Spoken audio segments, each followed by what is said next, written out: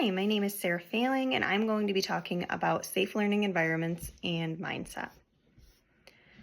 This is going to be focused on grade levels 4th through 6th in an inclusive classroom setting. So some supports needed to create a safe and productive learning environment includes setting clear expectations for classroom behavior. This is extremely important to do so at the beginning of the school year so that everyone is on board and on track as to what the expectations of the classroom are.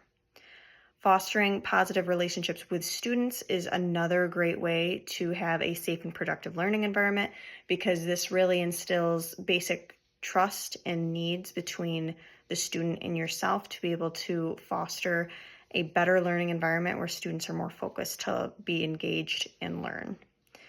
Encouraging open communication with your students is also another great way to ensure this because making sure that they have a safe space to be able to come to you if there's any issues or if they need any additional help is also very important to making sure that their needs are being met. Respect and celebrating diversity is another great way to make sure that there is a safe and productive learning environment because every student is different and making sure that they are feeling included at all times and that their culture is being represented not only in the lessons but in everyday communication. Providing emotional support for students who may be struggling. A lot of students have lives outside of school, just like we do as teachers, and it is very important to make sure that, if a student is acting out behaviorally, it could just be because something more is going on and that we need to dig a little deeper and see if we can't support them any way that we can emotionally. Creating a physically safe environment is another great way to have a safe and productive learning environment because obviously they need to feel safe to be able to thrive for learning knowledge. And lastly, incorporating social and emotional learning. This can be as simple as just instilling empathy, self-regulation, and conflict resolution for students who may be struggling with that. A lot of students may not have those basic skills to be able to get through the day, and they might be having a lot of issues and conflicts with their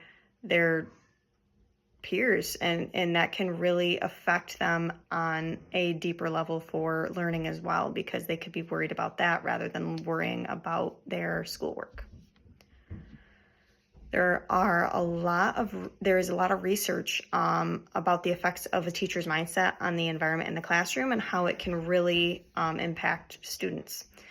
Students see teachers' behavior as a sign of a growth mindset. So if a student sees a teacher who is providing students with a lot of practice opportunity and giving frequent positive feedback and making sure that they are talking and conversing with their students consistently about different ways that they can grow in the classroom, students are going to recognize that and they're going to know that that's exactly how the environment of the classroom is going to be and how the teacher is there to support them.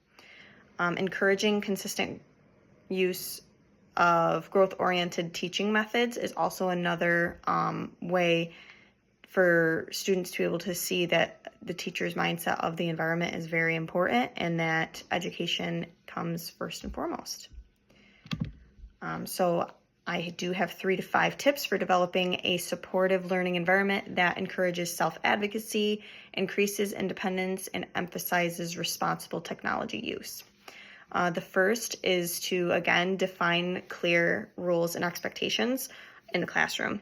This is normally done within the first week of school, and it's important because it's good for students to know what behavior is okay, what behavior isn't okay, what lessons need to, the timeline of what everything needs to be turned in, and the expectations of how they should behave on a day-to-day. And that's very important to having a supportive learning environment.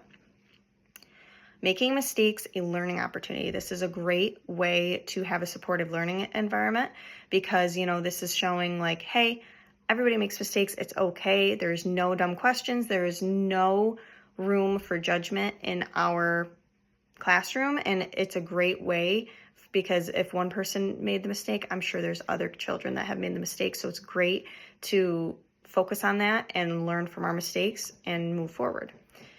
And that kind of leads into creating a judgment-free zone, creating an environment in a classroom where there's little competition between them, and that where students can come and feel like they can talk and have a good relationship with not only you, but with their peers in a zone where they can ask questions and feel free to be themselves authentically. Building trusting relationships with your students. This is very important as well. It always will be, to make sure that you get to know your students, know their interests, what they like to do outside of school, and what they thrive off of, and making sure to promote self-advocacy by not stepping in right away. If a student is struggling, make sure that they try to come up to you, and if they are still struggling, just maybe do a verbal check-in and just seeing like, hey, do you need help? If not, let me know. And last, just adapting to every classroom. Every class and every student is different. They always will be. So making sure to be very versatile and making sure to give the needs of the students within the classroom all of your effort is a great way to make sure that all of the needs of the classroom are being met. And lastly, one research-based practice that would create a safe and ethical, inclusive and culturally responsive learning environment to engage students, including those with exceptionalities in meaningful learning activities and social interactions, is Universal Design for Learning, or UDL, which is a research-based practice that helps create a safe learning environment that is culturally inclusive, and it's a framework that allows for flexibility to accommodate for many diverse learners. It's a great resource to have, and it's a great way to making sure that every single student's needs are met and that they are getting the help that they need. Thank you.